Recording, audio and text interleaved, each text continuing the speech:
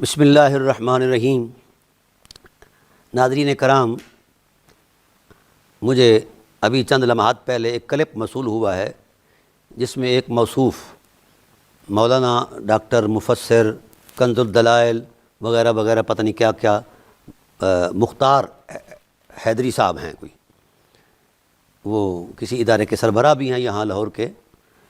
تو اس کلپ میں انہوں نے بڑے جوشیلے انداز میں جنگلی درندوں کی طرح گلا پھاڑ پھاڑ کر ایک بات بیان کی ہے کہ حضرت ابو طالب علیہ السلام کی ذات والا صفات کافر مرے ہیں اور ان کا خاتمہ کفر پر ہوا ہے اور وہ کفر کی سزا بھگت رہے ہیں۔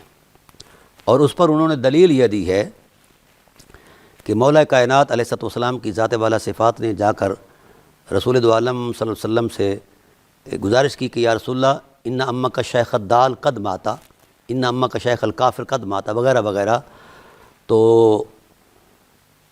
آپ کا گمراہ چاچا، آپ کا کافر چاچا مر گیا ہے۔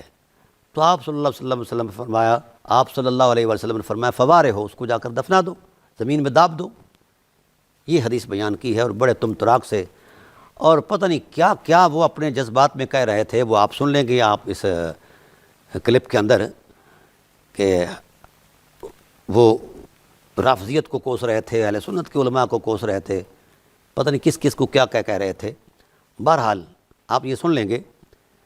میری حضرت سے یہ گزارش ہے، حضرت آپ اور آپ کے علمی آباء و اجداد کو فقیر چیلنج کرتا ہے کہ آپ اپنی بیان کردہ روایت کی صحت کی دلیل دے دیں۔ یہ دو ٹوک الفاظ ہیں میرے۔ دوسری بات، آپ نے سنن ابی داؤد کا حوالہ دے کر حدیث کی روح کو زخمی کیا ہے۔ اسی حدیث کی شرح میں علامہ عینی نے شرح جو لکھی ہے ساری سنن ابی داؤد کی، علامہ بدر الدین عینی رحمۃ اللہ تعالی علیہ نے اس حدیث کو نقل کر کے کھلے لفظوں میں لکھا ہے، حدیث علی ھذا من طرق باطل، یہ حدیث تمام طرق سے باطل اور جھوٹی ہے۔ پھر ایک اور تصدیق پیش کرتا ہوں، ہدایہ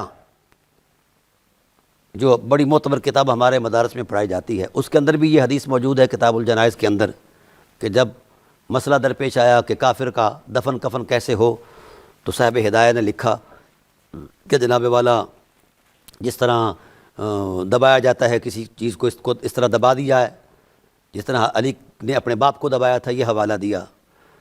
تو صاحب ہدایہ کے اوپر ان کی جو پیش کردہ احادیث تھیں، ان پر جو کسی زمانے میں اعتراض ہوا کہ احادیث جو ہیں ان کی کمزور ہیں، تو ان کی صحت کے لیے کتاب لکھی گئی نصب الرایہ فی تخریج احادیث الہدایہ، حدیث ہدایہ کی جو تخریج ہے اس نصب الرایہ کے اندر وہ جمع کر دی گئی، بڑی ساری کتاب ہے۔ اسی حدیث کے ضمن میں صاحب نصب الرایہ امام زیلعی رحمۃ اللہ تعالی علیہ فرماتے ہیں کہ حدیث علی ھذا من طرق باطل، یہ حدیث ویسے ہی باطل ہے۔ تو ڈاکٹر صاحب، آپ کو خدا کا خوف ہی نہیں آیا؟